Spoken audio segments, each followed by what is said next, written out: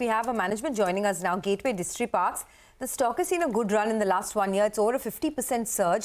To discuss the company's business momentum, growth outlook, expansion plans, we have Prem Gupta, who's the Chairman and Managing Director at Gateway Distriparks, joining us now. Mr. Gupta, good morning and thank you so much for joining us on the show. I want to first start by just asking you how the volumes were in Q1. What was the growth that you saw in your volumes? And overall, what are you guiding for the full year? That's for FY25. Yeah, good morning, Sonia.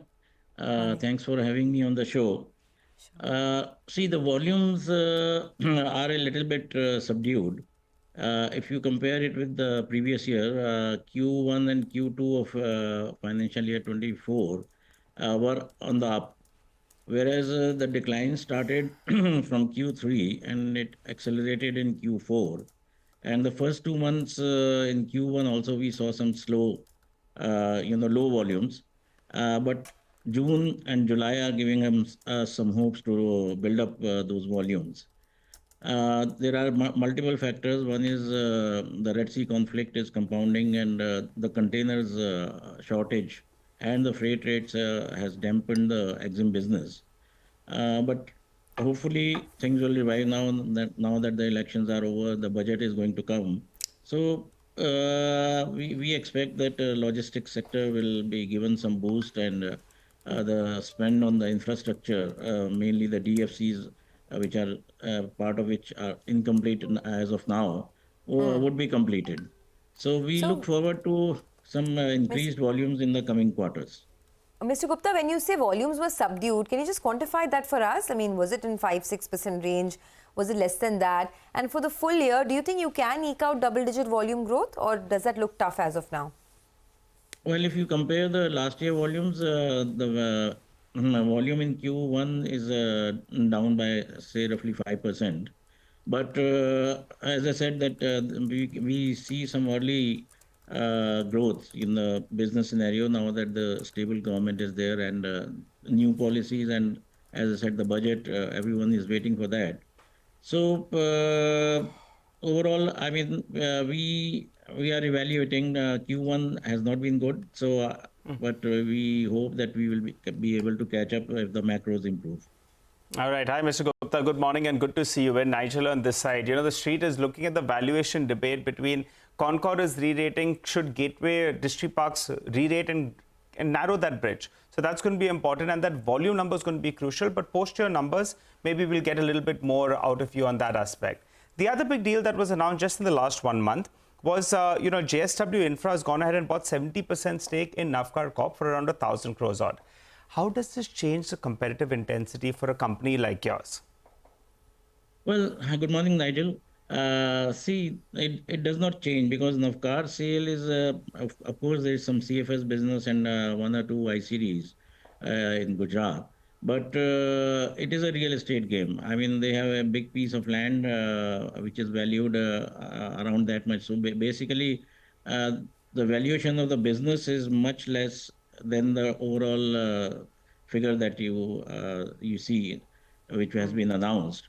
So it does not make any change. I mean, the operations are handed over to one operator to other operator. So it does not really make any change.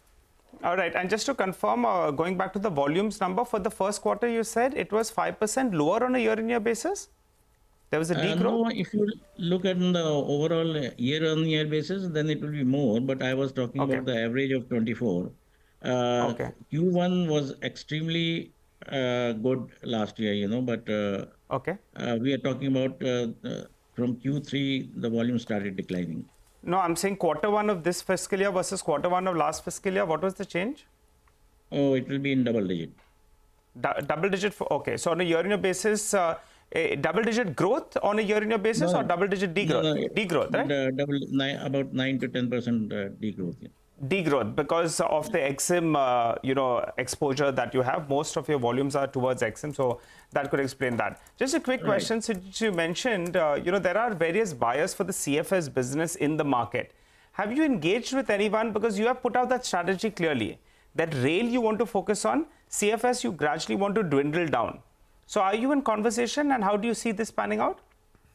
Yeah, so we stick with our version, that CFS business is going downhill. So we are in talks with some operators who are interested in the CFS assets. So we'll be definitely, like, we are not close to any deal, but that is what our focus is right now, to monetize the CFS assets and put it in rail. Mr. Gupta, hi, morning. Have you spoken to JSW Infra? Good morning, Prashant. No, we haven't spoken to JSW because they have already taken the position in Nava Sheva, and we are talking to some others, not with them. And what could be, by when could we potentially see something, I mean, the outlines of a deal? The next, Well, I mean, next quarter, 2 quarters? yes, I mean, we can see something in the next 2 quarters, that some assets are monetized, some piece of land as well as some CFS. And in terms of value realizable, in the ballpark, could you give us a sense? See, it depends if someone is interested in the whole business, means CFS business, or we have also offered some people, a particular location. So we value our overall CFS valuation. If we monetize everything, it will be close to 1,000 crores. Okay. That's for the CFS business. I wanted to ask you about your plan for growth in Snowman Logistics, right? Because you are working towards increasing your stake in Snowman to 50%. How are we over there, and what kind of growth do you see? Well, Snowman, the growth is really good. I mean, it is in excess of 20%. And we have some new projects in pipeline which will be operational in Q2 and Q3. So every quarter there will be some addition to the existing capacity that we have. So Lucknow would be ready, say, next month. Okay. Similarly, we Calcutta capacity we are increasing, and that should be operational in Q3. And there are some other dry warehouses that we are, offering to the same customers, and the 5PL business of many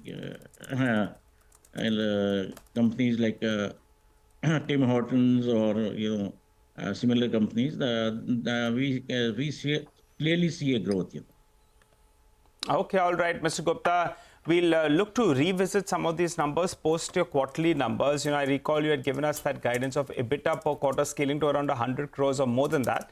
So we'll focus more on numbers post your quarterly update. For the time being, we thank you for joining in and giving us a sense about how business is shaped up in the first quarter of this year and how things are likely to shape up from here on.